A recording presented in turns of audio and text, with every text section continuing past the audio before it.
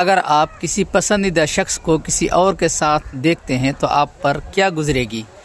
مثال کے طور پر اگر آپ کسی سے بے حد محبت کرتے ہیں، بے پناہ محبت کرتے ہیں، اور وہ مرد یا وہ خاتون اگر کسی دوسرے شخص کے ہاتھوں میں ہاتھ ڈال کر گھوم رہے ہیں تو آپ کیا کریں گے اس وقت؟ یہ مثال میں اس لیے دے رہا ہوں کہ اللہ نے ہم انسان سے محبت کرتا ہے، ہم سے محبت کرتا ہے، اسی لیے اللہ نے ہم کو انسان کر کے پیدا کیا ہے۔ 18,000 مخلوقات کے اندر میں سے اللہ نے ہم کو چن کر انسان بنایا ہے۔ اللہ اگر چاہتا تو ہمیں بھیڑ، بکریاں، شور وغیرہ جو بھی چوپائیوں میں آتا ہے ان میں سے ہم کو بنا سکتا تھا، لیکن اللہ نے ہم کو 18,000 مخلوقات میں سے چن کر انسان بنایا۔ تو یہ اللہ کی ہم پر بہت ہی بڑی احسانات ہیں کہ اللہ نے ہمیں انسان بنایا۔ اگر آپ کسی سے بے پناہ محبت کرتے ہیں، ان کو ساری دنیا سے چن کر آپ ان کو پسند کرتے ہیں، اسی لیے آپ ان سے محبت کرتے ہیں، تو اللہ نے جو انسان سے کہا کہ ان الشرک لا ظلم عظیم، یقیناً شرک کی گناہ بہت ہی بڑا ظلم ہے۔ تو اللہ ہم کو کھانا دیتا ہے، اللہ ہمیں روزی دیتا ہے، اللہ ہمیں صحت مند بناتا ہے، اللہ ہمیں طاقتور بناتا ہے، اللہ ہم کو عقل دیا ہے سوچنے کے لیے۔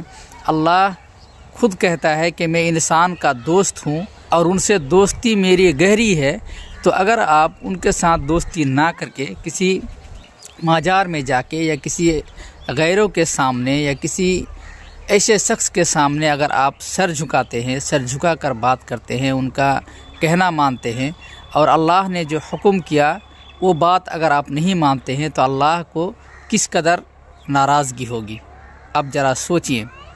صرف اتنی سی بات ہے کہ آپ جس سے محبت کرتے ہیں یا جس کو چاہتے ہیں یا جس کو پسند کرتے ہیں، اس شخص کو اگر آپ کسی کے ساتھ دیکھ لیتے ہیں، آپ کے اوپر اگر چھوڑ دیا جائے کہ آپ ان کے ساتھ جو مرضی فیصلہ لے لو، تو آپ اس کو شاید قتل ہی کر ڈالیں گے۔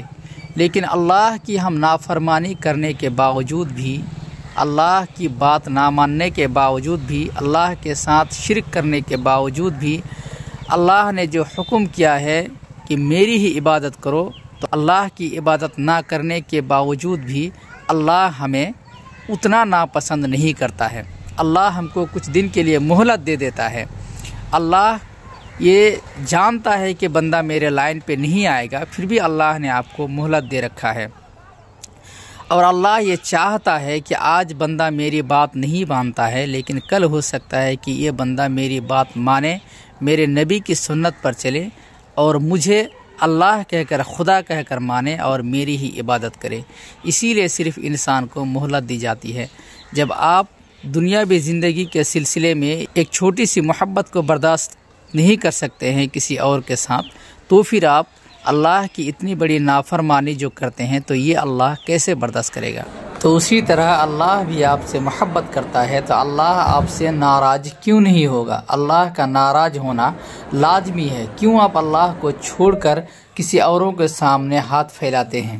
اللہ ہی نے تو آپ کو پیدا کیا ہے نا۔ اسی لیے میرے بھائیوں، اللہ نے جو حکم کیا ہے اس حکم کو مانیے، اللہ کے نبی نے جو فرمایا ہے اس پر عمل کیجیے، اور اپنی زندگی کو بہتر بنائیے اور اپنے مالک کو پہچاننے کی کوشش کریں۔